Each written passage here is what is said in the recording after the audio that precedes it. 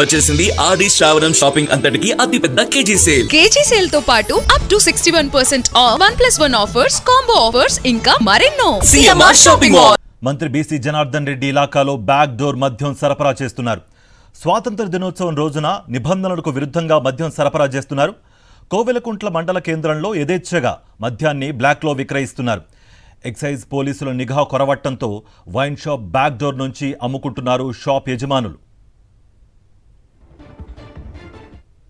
ఇదే అంశానికి సంబంధించి మరింత సమాచారం మా ప్రతినిధి లోకేష్ అందిస్తారు. లోకేష్, ఆల్రెడీ చూస్తున్నాం బ్యాక్ డోర్ నుంచి అమ్మకాలు కొనసాగిస్తున్నారు. ఆ ఏరియానే కాదు, మొత్తం ఓవరాల్గా నియోజకవర్గ వ్యాప్తంగా జరుగుతుందా ఇదే తంతు? అండ్ దీనిపై ఎక్సైజ్ అధికారులు ఏం చేస్తున్నారు? ఎటువంటి సమాచారం ఉంది మీ దగ్గర? కార్తీక్, జనార్దన్ రెడ్డి ఇలాకాలో మద్యం ఏరులే పారుతుంది అనడానికి ఇది ఒక పెద్ద నిదర్శనమని చెప్పవచ్చు.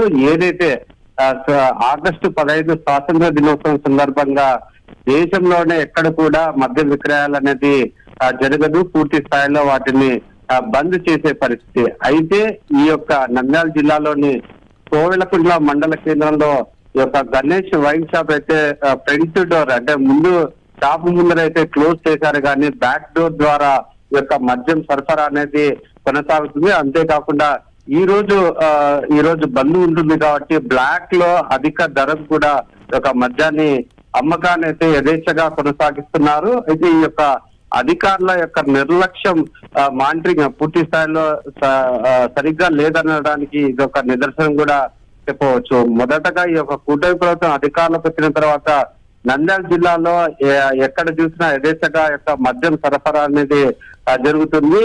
అది స్వాతంత్ర దినోత్సవం రోజు ఒక నిబంధనలు కూడా ఉల్లంఘిస్తూ ఈ రోజు మద్యాన్ని బ్లాక్ లో అమ్ముతున్నారంటే ఏ స్థాయిలో యొక్క మద్యం అమ్మకాలు ఈ యొక్క రాష్ట్రంలో జరుగుతున్నది అనేది చాలా స్పష్టంగా అర్థమవుతుంది. ఒక్క కోవెలకుంట్ల మండల కేంద్రంలో అనేది కాదు, చాలా చోట్ల ఇదే తంతుగా మద్యాన్ని అమ్ముతున్నారు. ఏదైతే ఫ్రంట్ డోర్ ని క్లోజ్ చేసి బ్యాక్ డోర్ ద్వారా మద్యం అమ్మకాలు అనేది జోరుగా కొనసాగిస్తున్నారు. అంతేకాకుండా ఈ యొక్క బ్లాక్ లో కూడా అధిక ధరలకు ఈ యొక్క మద్యాన్ని అమ్మకాన్ని అయితే కొనసాగిస్తున్నారు.